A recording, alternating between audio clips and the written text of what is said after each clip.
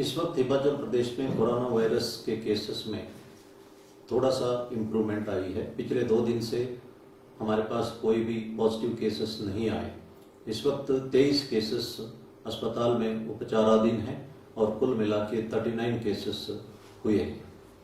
Lockdown के norms के मुताबिक इंटर डिस्ट्रिक्ट और इंटर स्टेट मूवमेंट नहीं होगी। तो माइग्रेंट लेबरर्स का मूवमेंट तब होगी अगर वे काम में लौटना चाहते हैं। एक 2 व्हीलर में सिर्फ एक ही व्यक्ति जा सकता है और एक 4 व्हीलर में प्राइवेट गाड़ी में आगे एक आदमी और पीछे एक बैठ सकते हैं।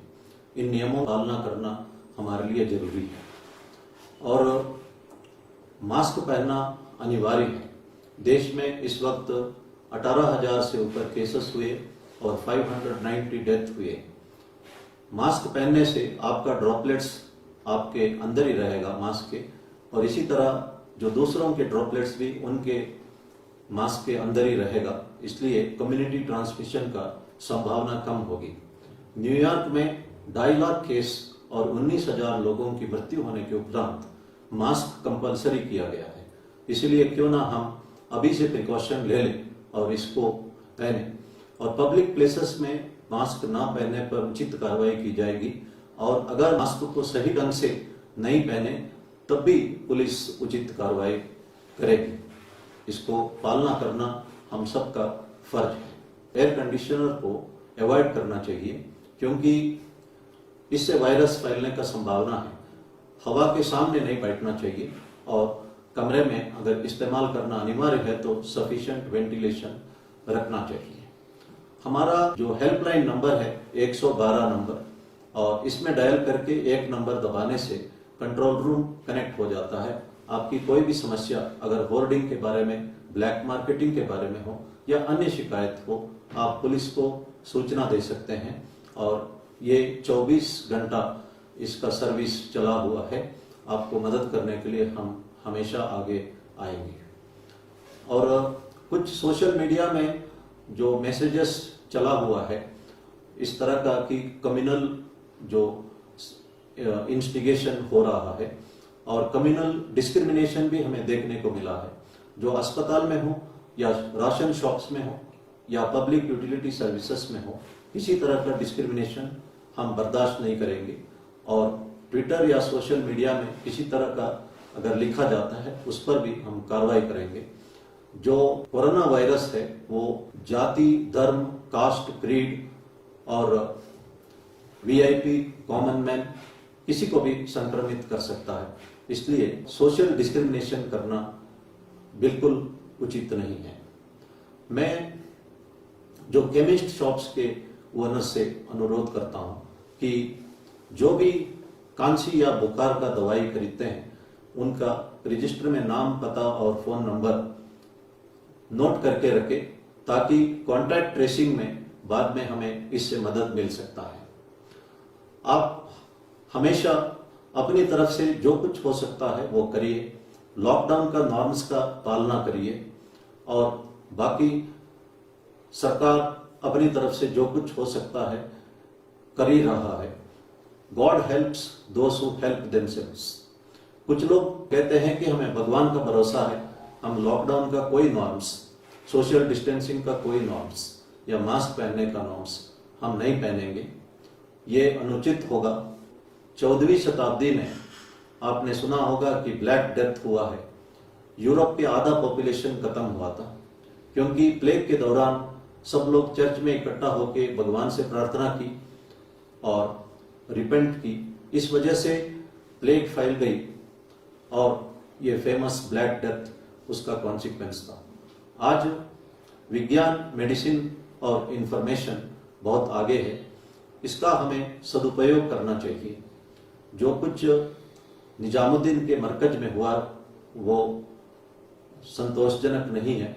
इसी तरह जो ईरान में कोम शहर में लोग एक दरगाह में चले गए और वहां का दीवारों में किस करने लगे ताकि वो कोरोना वायरस से दूर रह सके, लेकिन इससे कोरोना वायरस वहां स्प्रेड हो गया। 85,000 केसेस हुए और 5,000 से ज्यादा लोग शिकार हुए। 2 मेंबर पार्लियामेंट भी शिकार हुए और उस दरगाह को बंद करना पड़ा। इसलिए हमारे को जो कहा गया है उसका पालना करें। एक छोटी सी कहानी मैं कहना चाहता हूं कि एक गांव में फ्लड आता है और सरकार ने आदेश दिया गांव खाली करने का। एक घर में 3 लोग बैठे रहे। जब पानी लेवल बढ़ गया, सरकार ने बोट भेजा। उनमें से 2 लोग बोट में बैठ गए। एक आदमी ने कहा कि मुझे भगवान पर पूर्ण भरोसा है और मैं बोट पे नहीं बैठूंगा। और पानी लेवल बढ़ गया। जब वो छत पे खड़ा हो गया तो सरकार ने हेलीकॉप्टर भेजा। उसने कहा कि मैं हेलीकॉप्टर में नहीं बैठूंगा, मुझे भगवान पर पूर्ण भरोसा है। उनका मृत्यु होती है और दूसरे दुनिया में भगवान से पूछता है कि मैं आपसे पूर्ण भरोसा रखा कि मेरे को क्यों नहीं बचाया।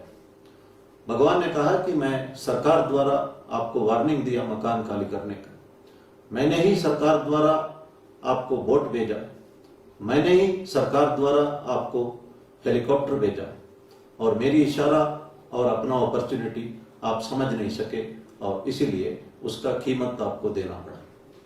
कुरान में लिखा है कि God will not change the state of people unless they change themselves. एक बार प्रॉफेट मोहम्मद ने देखा एक आदमी कैमल को खुला छोड़ के जा रहा था और उसने कहा है कि मुझे अल्लाह पर भरोसा है। प्रॉफेट मोहम्मद ने कहा कि सबसे पहले ये कैमल को पेड़ पे बांधो और फिर अल्लाह के ऊपर भरोसा करो। सबसे पहले हमारा फर्ज हमको निभाना चाहिए। भगवान सत्य साई बाबा ने कहा, start early, drive slowly and reach safely. ये इनका फेमस कोटेशन है। लेकिन इतना एक्सीडेंट्स इसीलिए हो रहा है, हम ट्रैफिक के तमाम जो रूल्स है उसको तोड़ते हैं। मैंने कई एक्सीडेंट्स में देखा है कि लोग कहते हैं कि साइड पर कि भगवान का दिल पत्थर है और करुणा नाम का चीज ही उनमें नहीं है। लेकिन हम सब ये बोलते हैं कि God helps those who help themselves. जो स्टूडेंट्स घर में पढ़ते हैं, मेहनत करना चाहिए, then only God helps them. There is no substitution for hard work. अगर आप सोचते हैं कि भगवान को मंदिर पे थोड़ा पैसा चढ़ाने से फर्स्ट क्लास आएगा, ये आपका गलतफहमी होगी। आपको मेहनत करना ही पड़ेगा, तभी आप कॉम्पिटिटिव एग्जाम्स है, IIT है या मेडिकल सीट्स वगैरह हासिल कर सकते हैं और इसके लिए हार्ड वर्क आवश्यक है। हमारे को जो कहा गया है वो फर्ज हम निभाएं और खड़ाई से निभाएं और एक एक चीज को 100% पालना करें, फिर भगवान हमें अपने आप मदद करेगा। जीसस क्राइस्ट ने एक बात कही, you do everything possible, then God will step in and will do everything which you can't do.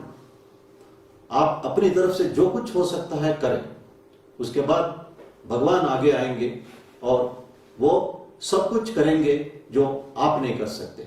इसलिए हम हर एक नॉर्म्स जो हमको कहा गया, कड़ाई से इसका पालना करें और बाकी भगवान के ऊपर छोड़ दें।